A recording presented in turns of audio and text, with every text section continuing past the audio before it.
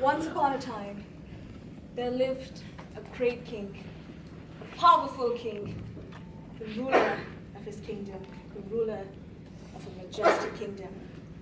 The king was in need of some advice, so he went to his circle of wise men and he asked them, "Gentlemen, give me a mantra that applies to every situation, in all places and at all times. A mantra that applies to every moment of joy, every moment of sorrow, every moment of defeat, and every moment of victory. The answer to life's questions.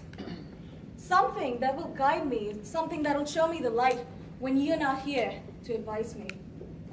The old man puzzled, and they had a lengthy discussion. And finally, an old man suggested something that they all liked. So they went up to the king and said,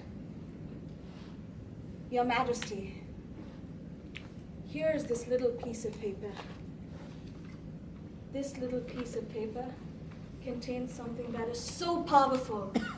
It can make the happiest man in this world miserable, and it can make the most miserable man on this planet ecstatic. It is so powerful you cannot see it unless you really, really need some advice." So the king obliged, and he tucked that little piece of paper, that little piece of paper, under his diamond ring. And a few days later, the neighboring kingdom attacked the king's empire. And oh boy, were they prepared to overthrow the king's empire. They killed, they slaughtered, and the king was forced to flee. And he found himself standing at the edge of a cliff, where on one side he could hear the enemies approaching him, and on the other there was a rocky valley no less than 1,000 feet deep. There was death on both sides. The king was desperate. He could not see a way out. The sun shone bright, and his diamond ring sparkled. And he suddenly remembered that little piece of paper tucked inside his ring. He took it out. He read it. He reread it. And it suddenly made sense to him. And the look on his face changed. He suddenly felt relaxed. Everything seemed to be okay. And it was almost like the universe conspired to make everything okay for the king. He could hear the footsteps of his enemies receding. Yes, they were going back.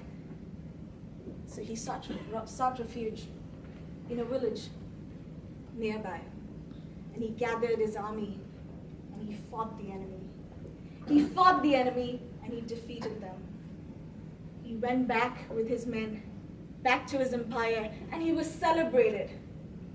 People were showering him with compliments, with praises. Oh, he was on top of the world. He felt like the bravest, like the greatest king that ever lived. The sun shone bright again, and his diamond ring sparkled. And he remembered the same words on that little piece of paper. And he suddenly felt eerie. He had felt an ego building up inside of him before he remembered those words. But as soon as he remembered those words, his ego faded away. He felt a sudden sense of humility. So what were those powerful words that made everything okay when everything was falling apart? And what were those powerful words? The same powerful words that made his ego fade away when everything seemed to be going right. The magical words were,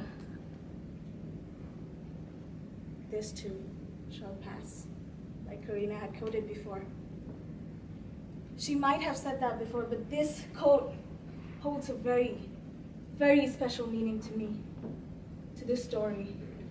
The point here that I'm trying to raise is that of impermanence. Nothing in this life is permanent. Everything passes, everything rises, it falls. And this is true for all of life's conditions.